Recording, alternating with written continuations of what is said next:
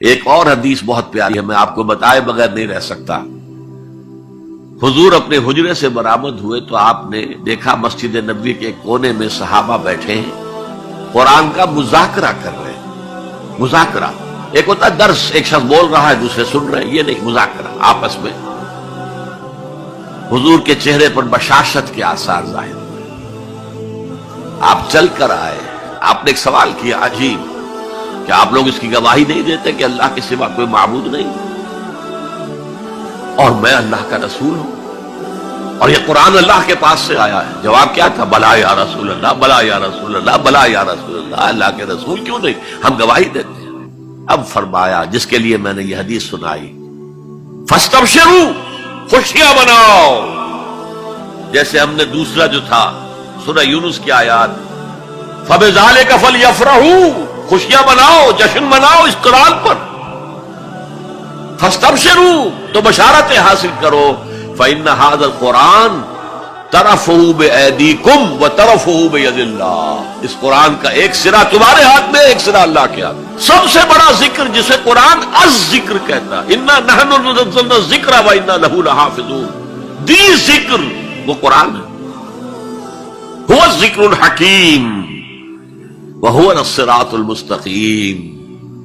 اور تم نماز کی ہر رکعت میں کہتے ہو اهدنا الصراط المستقیم، وہ صراط مستقیم تو اللہ نے تمہیں دے دیا ہے، یہ قرآن ہی تو ہے صراط مستقیم۔ یہ وہ شے ہے کہ جس کے ہوتے ہوئے خواہش نفس آپ کو کج نہیں ہونے دے گی، زیغ نہیں آئے گا اس کے ساتھ، اس کے ہوتے ہوئے کبھی کجی نہیں آئے گی تمہارے اندر، زبانیں التباس نہیں پیدا کر سکے گی۔ قرآن جو ہے اپنی حفاظت خود کرتا ہے، اس پر باطل حملہ آور ہو ہی نہیں سکتا، نہ سامنے سے نہ پیچھے سے۔ وَلَا يَشْبَعُ مِنْهُ الْعُلَمَاءُ، علماء اس قرآن سے کبھی سیری محسوس نہیں کریں گے، کبھی بھی یہ محسوس نہیں کریں گے کہ بس قرآن سے جو لینا تھا ہم نے لے لیا، اب کچھ نہیں رہا۔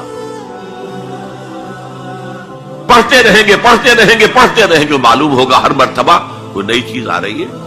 بار بار کے پڑھنے سے اس پر کوئی باسی پن طاری نہیں ہوگا۔ کوئی اور کتاب دنیا میں ایسی نہیں ہے، ایک دفعہ پڑھ لی، دو دفعہ پڑھ لی، پھر تیسری دفعہ ہاتھ لگانے کو جی نہیں چاہتا، پڑھنے کو جی نہیں چاہتا، سوال ہی پیدا نہیں۔ یہ وہ ہے، پڑھتے رہو گے، پڑھتے رہو گے، اس پر کوئی باسی پن طاری نہیں ہوگا۔ وَلَا تَنْقَضِي عَجَائِبُهُ، اس کے عجائب کبھی ختم نہیں ہوں گے۔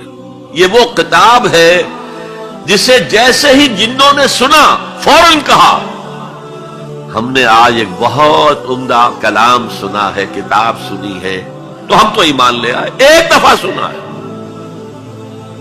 اور وہ داعی بن کر چلے گئے، یا قومنا اجیبوا داعی اللہ، اے ہماری قوم کے لوگوں اس اللہ کی طرف پکارنے والے کی آواز پر لبیک کہو۔ اب چار جملے جو آئے ہیں وہ اس حدیث کے اندر جو اہم ترین چیز ہے وہ ہے من قال بہ صدق، جس نے کوئی بات اس قرآن کی بنیاد پر کہی اس نے سچ کہا۔ ومن عمل بہ اجر، جس نے اس پر عمل کیا اس کا اجر محفوظ۔ ومن حکم بہ عدل، اور جس نے اس کی بنیاد پر کوئی فیصلہ کیا اس نے عدل کیا۔ اور آخری جملہ کاش کہ اس کا مصداق اللہ مجھے بھی اور آپ کو بھی بنا دے، وَمَن دَعَا إِلَيْهِ هُدِيَ إِلَىٰ صِرَاطٍ مُسْتَقِيمٍ، جو اس قرآن کی طرف لوگوں کو بلائے گا، کسی اور کو ہدایت ہو نہ ہو، اس کی ہدایت ہو گئی۔ حضرت جبرائیل نے حضور سے کہا یا محمد صلی اللہ علیہ وسلم امتک بعدک، آپ کے بعد آپ کی امت کا کیا حال ہوگا، کون سہارا ہوگا؟